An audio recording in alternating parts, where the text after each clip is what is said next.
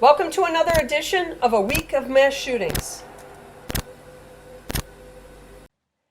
All right, so we're back and we're going to cover the 9 mass shootings that we had this past week from August 28th through September 3rd.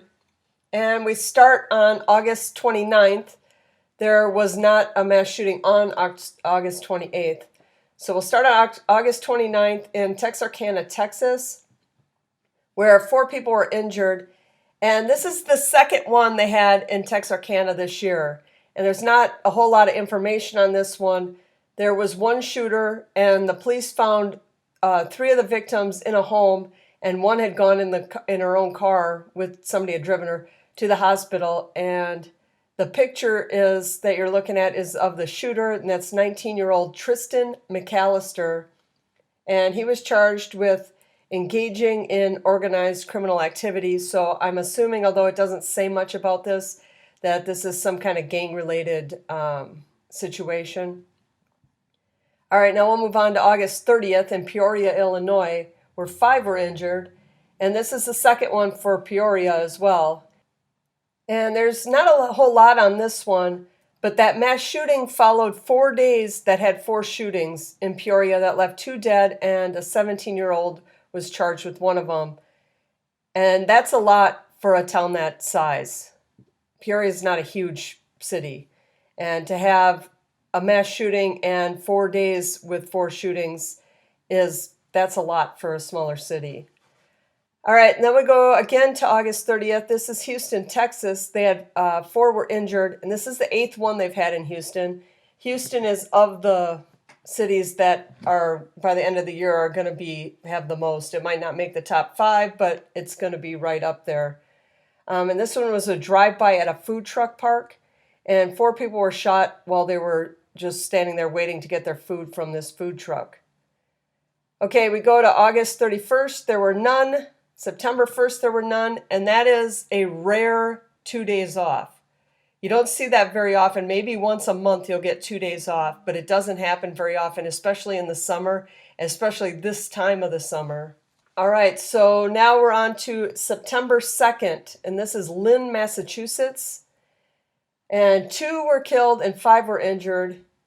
And this was a drive-by of a house party. And 25-year-old Abraham Diaz died in this one, and jandriel heredia died in this one. And these house parties are they're targets. If you have kids, I've said this before, if you have kids that go to these house party type things, you need to know who's going to be there, because it only takes one person to be there that's the target of these drive-bys, and everybody is affected that's there, that's even at the location. The one wrong person there, and everybody is at risk. And this was the first one in Lynn, Massachusetts this year, and they didn't have any in 2022 or 2021, but they had 2 in 2020. So it's not a city that never has them. They just don't have them every year, but it's definitely not uncommon for them to have one there. All right, so now we go to the 3rd in Freeport, Illinois, where 1 was killed and 3 were injured, and the victims were all aged between 19 and 23. And there's not a lot on this one either, other than the police were called for a shots fired call.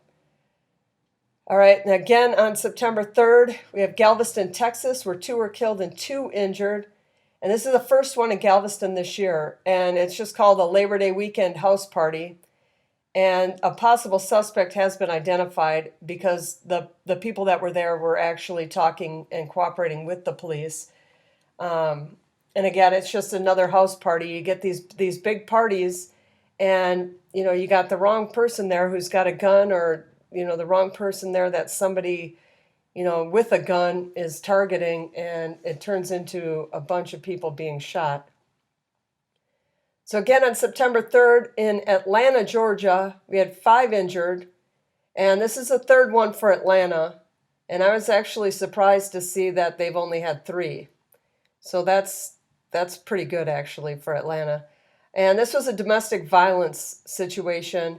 An 18-year-old male, he shot 5 people, and it included a 3 and a 15-year-old, and then he took his own life. And the ironic thing in all this is that he died and they all survived, which isn't usually the case. Sometimes they try to take their own life and they fail, and everybody else dies. But in this one, it's kind of the reverse, and everybody survived and he did not. All right, then we got one more on September 3rd, and that one was in High Point, North Carolina, where 1 was killed and 3 injured. And there's not a lot on this one. And this is the second one in High Point this year. And then we go to September 4th, where we had one in Birmingham, Alabama, where 2 were killed and 3 were injured. And this is the 4th one for Birmingham. And their 2 adult females died. It started at an Aria restaurant and lounge. And then there was like an argument or altercation. And then the victims self-transported to the hospital. And a Chevy Tahoe follows them to the hospital and pulls up and fires at them again in front of the hospital entrance. So this is called the shooting happened outside this restaurant, and then it turned into a drive-by. So it's a combination, just regular shooting and drive-by. All right, so those were the 9 from this last week, and we had 2 of them from Illinois, and neither were from Chicago. We had 3 from Texas, which isn't uncommon, but that's kind of a lot to have 1/3 of them be from Texas. At the end of the year, Texas, though, will probably, if they're not the leading state, they'll be up there as the top 1 or 2. California might beat them.